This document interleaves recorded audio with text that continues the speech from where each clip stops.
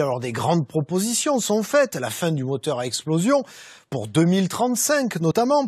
Plus localement, il y a aussi ce qu'on appelle les zones à faible émission. Autrement dit, les voitures et les camions les plus polluants seraient interdits de circulation sur ces secteurs. 3 ZFE sont à l'étude dans notre région, à Nîmes, Montpellier et Toulouse. Explication avec notre rubrique Le Monde d'après, signée cette semaine Nicolas Albrand et Laurence Beaufet. Près de 50 000 véhicules polluants ne pourront plus entrer dans Toulouse en 2024. C'est l'objectif de la ZFE, zone à faible émission, dont l'une des entrées se situe juste derrière moi. Une ZFE qui entre en vigueur dès cette année.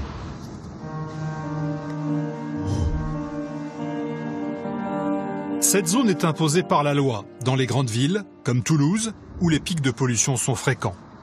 En 2022, circulation autorisée dans la zone verte jusqu'à la vignette 3. Les vignettes 4 et 5 seront bannies. En 2024, seuls les véhicules porteurs des vignettes 2 et 1 pourront entrer dans la ZFE. Alors est-ce la bonne solution? Faut-il étendre ces ZFE à toutes les grandes métropoles? Boris Kozlov, association de pieds de roue.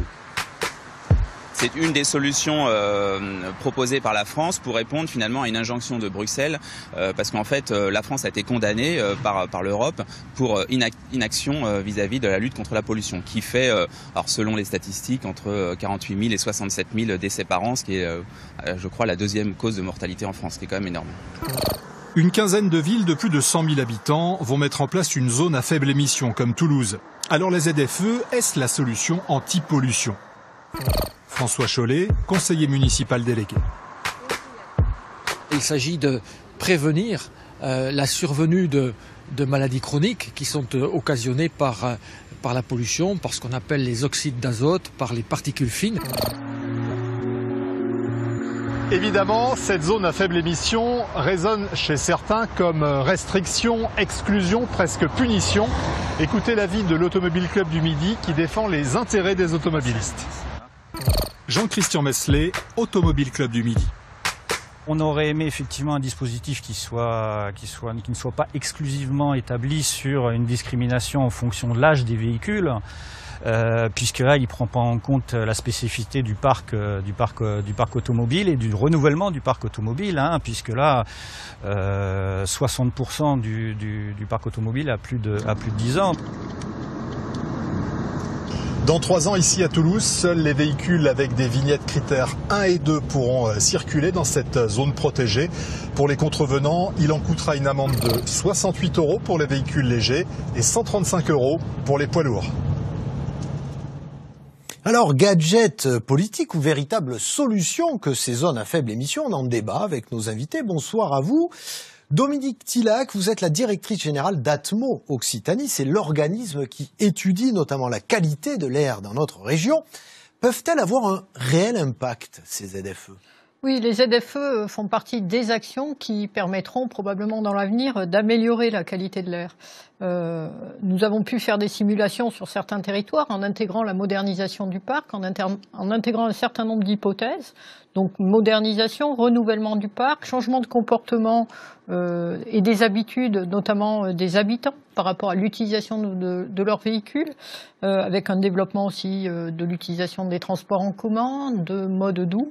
Toutes ces hypothèses conduisent à projeter dans les années à venir une réduction notamment des kilomètres parcourus avec des véhicules et d'autre part une amélioration donc de la qualité de l'air avec une réduction des polluants produits dans l'atmosphère. Donc c'est un outil parmi d'autres. Jean-Olivier, bonsoir. Bonsoir. Vous êtes directeur de France Nature Environnement Occitanie. Bonsoir à vous donc. Vous vous situez comment par rapport à cette mesure? Alors, tout d'abord, je dois vous dire que France Nature Environnement Midi-Pyrénées est subventionné par l'État et par des collectivités impliquées dans la ZFE, donc nous avons un lien d'intérêt, mais je vais vous répondre de la manière la plus objective et précise possible. Et il est indispensable de prendre des mesures ambitieuses pour lutter contre la pollution de l'air. Ça a été rappelé dans le sujet. C'est aujourd'hui la 2e cause de mortalité précoce en France. C'est pas acceptable. Et donc, il faut prendre des mesures d'urgence et des mesures fortes. Ça, c'est sûr.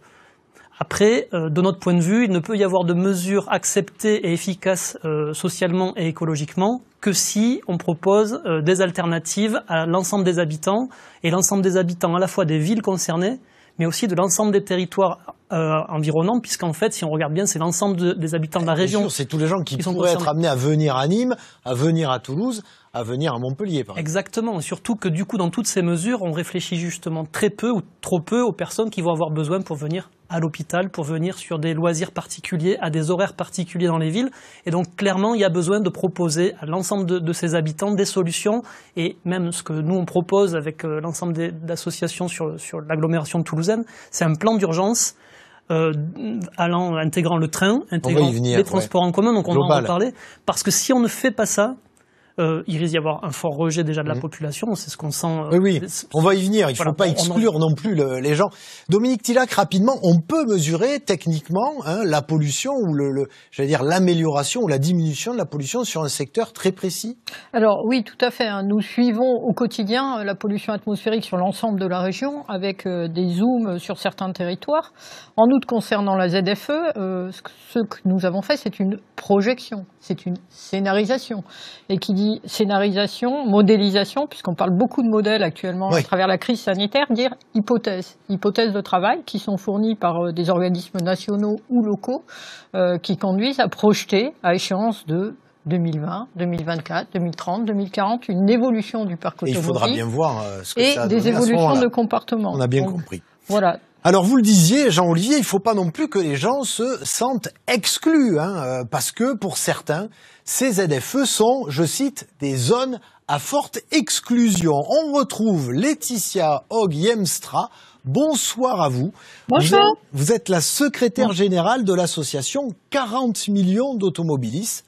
Et pour vous, ces ZFE, c'est tout simplement une obsolescence programmée, autrement dit, on nous oblige à changer de véhicule, c'est ça ?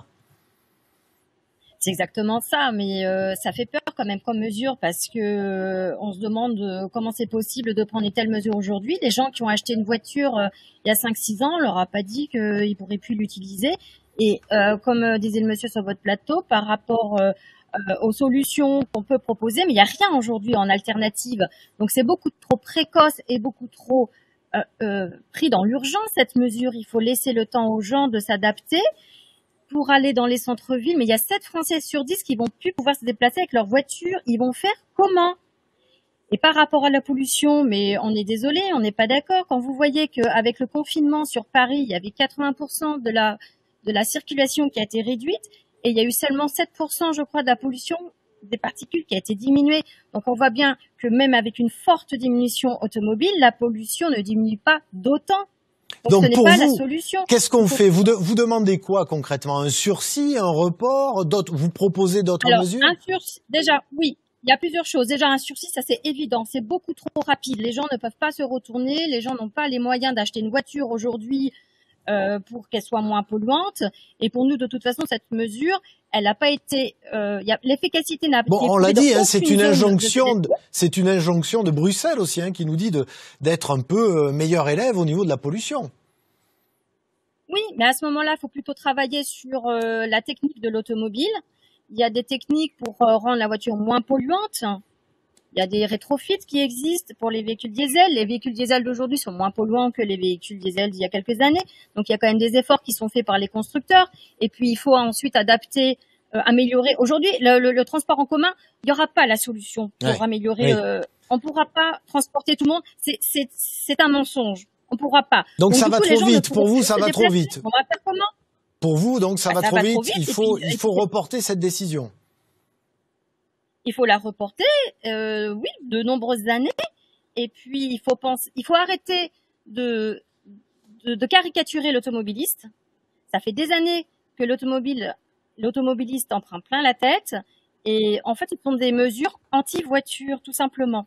Je vous dis, il n'y a aucune mesure qui a été prouvée sur l'efficacité d'une ZFE. Et je reprends l'exemple, je vous dis, du confinement, où avec moins de voitures, la pollution n'a pas diminué d'autant. La voiture n'est pas le seul facteur de pollution. Merci à vous, Laetitia Hogg-Yemstra. Et aujourd'hui, quand vous voyez, avec une pandémie aujourd'hui, vous voyez que la voiture, c'est quand même la solution. En transport en commun, c'est quand même pas évident. On va y venir, justement. Merci à vous, en tout cas, d'avoir été avec nous ce soir, Laetitia Hogg-Yemstra. Merci à vous. Merci à vous. Oui, alors on revient à ce qu'on disait, hein, Jean-Olivier, finalement, il faut que les transports en commun suivent. Il faut qu'ils suivent et même il faut qu'ils arrivent tout de suite. Et clairement, on ne peut pas attendre. On ne peut pas continuer à laisser mourir 48 000 personnes de plus par an comme ça de manière précoce. Donc du coup, il faut absolument prendre des mesures. Et donc comme c'est clairement pas effectivement le renouvellement du parc automobile qu'on attend et qui serait possible, il faut renforcer tout de suite les transports en commun sur la base de l'existant. Et contrairement à ce que disait Madame, il existe aujourd'hui des infrastructures, il existe aujourd'hui des lignes, des fréquences, des lignes de bus, des lignes de train, il existe des pistes cyclables, il existe clairement redonner de la place aux piétons aussi dans tout un tas d'espaces où pour l'instant ils ont une portion congrue. Et donc du coup, il y a une nécessité absolue et c'est faisable sur la base des lignes de train, des lignes de bus, en augmentant les fréquences, en améliorant les correspondances, en améliorant les outils. Il faut qu'il y ait une volonté politique. En fait, c'est une volonté politique dont il y a besoin aujourd'hui. Et il y a besoin d'une volonté politique, et c'est là qu'aujourd'hui ça bute. C'est qu'il y a besoin d'une volonté politique coordonnée. Parce que le train, c'est la région, les trains du quotidien, c'est la région. Les lignes de bus ou les transports scolaires, c'est les départements. L'agglomération, donc c'est la métropole. Le célèbre savoureux millefeuille administratif. Exactement. On l'a pas au menu, celui-là. Et c'est bien. Et alors du coup, il y a une responsabilité très forte aujourd'hui des politiques à s'entendre tout de suite, parce que les mesures de ZFE, c'est 4 véhicules sur 10 d'ici 2 ans qui seront interdits de circulation. On a bien compris. Et donc, pour que dans 2 ans, il y ait des solutions, une solution alternative par chaque habitant, pour chaque habitant, ça veut dire qu'en fait, les mesures, il faut qu'elles soient prises, on va dire, dans les 3 mois qui viennent, il faut que les collectivités sachent s'entendre. Je reviens sur ce que disaient 40 millions d'automobilistes. Dominique Tillac, vous avez quand même noté une amélioration de l'air pendant le confinement. C'est-à-dire quand on ne circulait plus, il y avait quand même clairement une amélioration de la qualité de l'air qu'on respire. Tout à fait. 40 millions d'automobilistes avaient raison en ciblant les particules, puisque les particules ne sont pas émises uniquement par le trafic routier. Seulement 20% à 25% des particules sont émises par le trafic routier. Ce sont d'autres sources, et notamment les dispositifs de chauffage, l'industrie, l'agriculture, qui vont émettre des particules. Donc effectivement, sur cette période de confinement, on n'a pas observé de baisse notable des particules. En outre, sur les oxydes d'azote, qui sont le polluant ciblé, notamment à travers les contentieux européens et à travers la mise en œuvre de ces ZFE, on a pu observer des réductions des concentrations en dioxyde d'azote de l'ordre de 60%. Donc c'est quelque chose qu'on avait... Nous n'avions jamais mesurer des concentrations. Depuis le début des mesures en France, nous n'avions jamais mesuré sur les zones urbaines des concentrations en oxyde d'azote aussi basses que ce qu'on a pu mesurer pendant les périodes de confinement. Pour terminer, on en parle beaucoup en ce moment, le 30 km/h, la réduction de 130 à 110 sur certains axes, ça aussi, ça peut apporter une amélioration? Oui, dès lors qu'on va être sur des axes sur lesquels la vitesse est supérieure à 70 km/h, là aussi, les constructeurs, les organismes spécialisés en automobile montrent qu'effectivement, on peut, en réduisant la vitesse, réduire les émissions associées à la circulation et au kilomètre parcouru. Donc on a des vitesses optimum qui permettent à vous deux, d'améliorer ces éléments. Merci à vous deux. On est pris par le temps. Merci à vous deux d'avoir accepté de débattre avec nous. On va revenir, évidemment, on va suivre ce dossier des ZFE qui prendra toute sa place dans l'actualité. Il y a déjà eu des reportages dans les journaux. Mais tout de suite, il est 18h53 sur France 3 Occitanie. L'information régionale se poursuit.